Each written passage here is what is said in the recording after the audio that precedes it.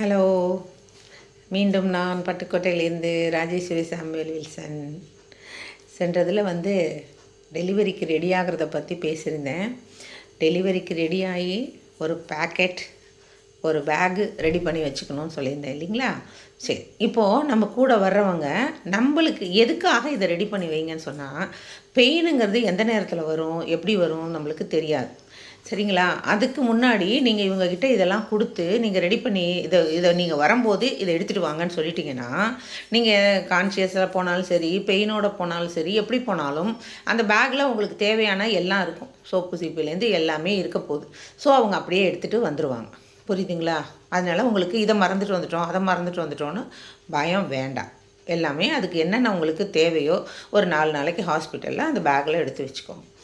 அதனால் அது ஒரு ப்ராப்ளம் சால்வ்டு. செகண்டு, திடீர்னு டாக்டர்ஸ்கிட்ட போனோன்னு என்ன ஆவாங்க, நார்மல் இல்லை, உனக்கு சிசேரியன் பண்ணுற மாதிரி இருக்குது, குழந்தைய தலை திரும்பலை, இல்லை ஏதோ ஒரு காரணங்கள் இருக்கலாம். மேபி நம்மளுக்கு அப்படி ஒரு சுச்சுவேஷன் இருக்குது அப்படின்னா, ஸோ நம்ம அதுக்கும் ரெடியாக இருக்கணும் இல்லையா? அந்த டைம் நம்ம கவலைப்படக்கூடாது.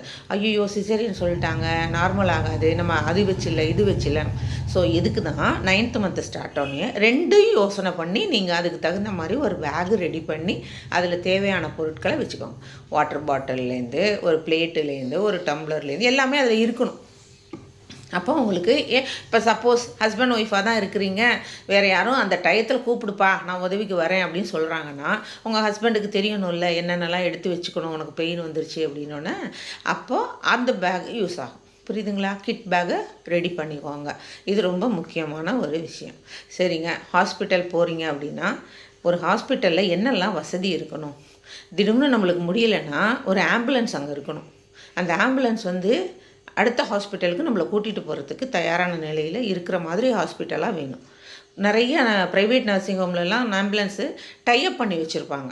அவங்கக்கிட்ட முடியலன்னா கூட உடனே அவங்களே ஒரு ஆம்புலன்ஸை ரெடி பண்ணி கொடுப்பாங்க, நம்ம போகலாம். இதே கவர்மெண்ட் ஹாஸ்பிட்டல்னால் நம்மளுக்கு பிரச்சனை இல்லை, 108 இருக்குது, நம்மளுக்கு சர்வ் பண்ணி கொடுத்துருவாங்க.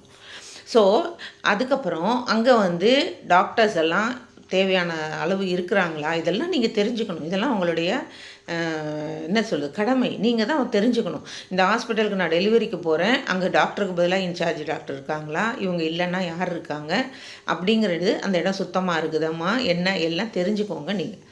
புரியுதுங்களா? அந்த மாதிரி ஹாஸ்பிட்டல் கவர்மெண்ட் இன்ஸ்டிடியூஷன் நல்லா நீட்டாக தான் இருக்கும், அங்கே போகலாம். ப்ரைவேட்டுக்கும் போகலாம். ஆனால் எமர்ஜென்சியில் அங்கே உங்களுக்கு டாக்டர்ஸ் இருப்பாங்களா, மற்ற ஏற்பாடு செஞ்சு தர்றதுக்கு அங்கே எல்லாமே ரெடியாக இருக்காங்கிறத ஒரு வாட்டி வெரிஃபை பண்ணிவிட்டு போங்க. சரிங்க, இப்போ நீங்கள் டெலிவரிக்கு போயிட்டீங்க, உங்களுக்கு குழந்த பிறக்குது. குழந்த பிறந்தோன்னே அந்த குழந்த அழணும் இல்லையா? ஏன் அழணும் குழந்த பிறந்தோன்னே தெரியுமா? சொல்லுங்கள் கமெண்ட்டில்.